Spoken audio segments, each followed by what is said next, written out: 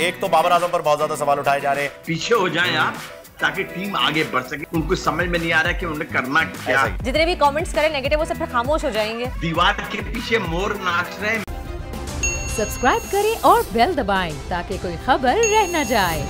क्या लगता है आज के मैच में? पहले मैं एक दो चीजें एक साथ आपसे पूछ लूं, फिर आप उसका जवाब दे दीजिएगा। एक तो बाबर आजम पर बहुत ज्यादा सवाल उठाए जा रहे हैं। दूसरा, टीम ने ट्रेनिंग नहीं की है, सिर्फ बाबर ने अकेले ट्रेनिंग की है, इस पर भी काफी ज्यादा क्वेश्चन मार्क नजर आ रहा है। इसके अलावा क्या आपको लगता है कि बैटिंग ऑर्डर चेंज करने से पाकिस्तान की परफॉर्मेंस में कोई फर्क आएगा? यार देखिए, एक मेरी बात ये समझ में नहीं आ रही है कि अगर डिसिप्लिन था, टीम के डिसिप्लिन, इससे अंदाज लगा लें कि जो डिसिप्लिन है उसको ब्रीच किया गया है। अगर ये फैसला था कि कोई प्रैक्टिस नहीं होगी तो फिर बाबर आजम कैसे गए वहां? सकलैन मुश्ताक और मोहम्मद यूसुफ बैठे हुए क्या कर रहे हैं? कोच हैं सकलैन मुश्ताक साहब, मैथ्यू हेडन क्या कर रहे हैं? मेरी ये समझ में नहीं आया कि अकेले बाबर आजम को जाके प्रैक्टिस करने का क्या मतलब है। मतलब एक तो ये शो करता है कि उनके पास कोई कॉन्फिडेंस नहीं है, वो बिल्कुल कॉन्फिडेंस लूज कर गए हैं। आज एक बड़े अखबार ने एक आर्टिकल लिखा है जो मैं अभी थोड़ी देर पहले आपके पास आने से पहले पढ़ रहा था। उसमें लिखा है कि Babar Azam step back to move forward. पीछे हो जाएं आप ताकि टीम आगे बढ़ सके। ये एक अजीब की बात है कि पूरा जो सेमीफाइनल है वो इस बात पे गिरफ्त पे घूम रहा है कि क्या बाबर आजम को ओपन करना चाहिए या नहीं चाहिए। भाई it is a game of 11 players. अगर कोई ये लिखता है, और जाहिर सी बात है लिखने वालों की बड़ी अहमियत होती है, एनालिस्ट इसीलिए होते हैं, कोचेस वगैरह भी इसीलिए होते हैं कि वो आपको गाइड करें।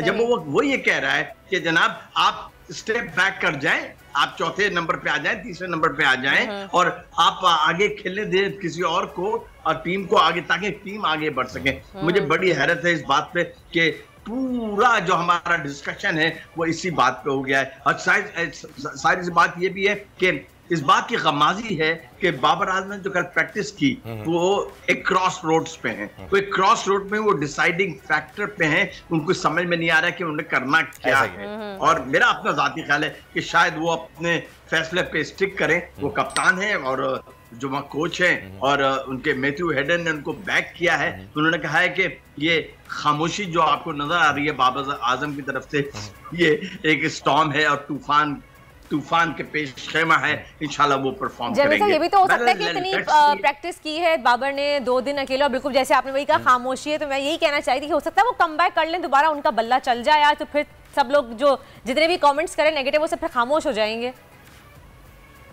देखिए, हो सकता है, नहीं हो सकता है। दीवार के पीछे मोर नाच रहे, मैंने नहीं देखा ना आपने देखा है। क्या होगा? क्या होने को तो बहुत सारी चीज हो सकता है। होने के लिए तो बारिश भी हो जाए, एक बॉल ना की जाए, होने पे बात ना करें, ग्राउंड रियलिटीज पे बात करें। Come on, what's going on the field. क्या ये बात मुझे बताइए, क्या टीम मैनेजमेंट से वो इजाजत लेके प्रैक्टिस करने गए थे? क्या अगर ये पूरा फैसला हुआ था कोई भी जाके कर सकता था, हारिस भी कर सकता था प्रैक्टिस, तो फिर ये मतलब ये एक ब्रीच किया गया। ये मेरा अपना ऐसा ही है। तो ये बताइएगा सर कि कीवीज पर शाहीन भारी है या कीवीज का पलड़ा जो है वो अच्छा खासा इस वक्त आपको नजर आ रहा है, अगर हम मैच की बात करें तो? देखिए, मैं तो ये कहूंगा, गुज़िश्ता जो 6 इनकाउंटर्स हुए हैं जिसमें हम मिले हैं पाकिस्तान 6 मरतबा मिले, पाकिस्तान 4 मरतबा जीता है। सबसे बड़ी बात है कि पाकिस्तान ने राइट मोमेंट पे क्लिक किया।